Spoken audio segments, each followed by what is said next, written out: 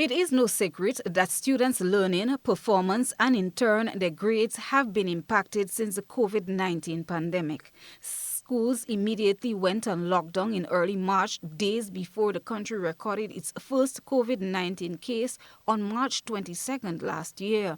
However, that was for a 2-week period in the first instance. In the months following, which included the new school year, September last, students attended the institutions of learning in a staggered or phased manner.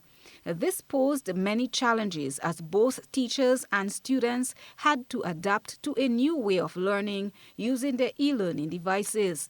The constant battle of availability/unavailability of internet service in some households or one device to be used by multiple people in one household were among some of the challenges for all parties. Speaking from a principal's standpoint, Marvin Andel, principal of the Florida Government School, says the current situation in education as it relates to students' attendance at schools can have a negative effect on their performance.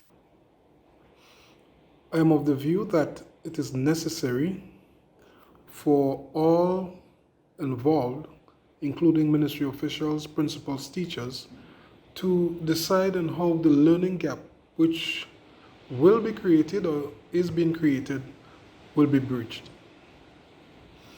We must bridge that learning gap.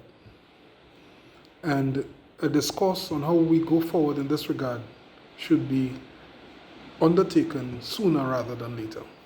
Our news desk reached out to the Chief Education Officer, Ms. Angela Finley, in the Ministry of Education to get their perspective on students' grades and their findings almost 1 year later.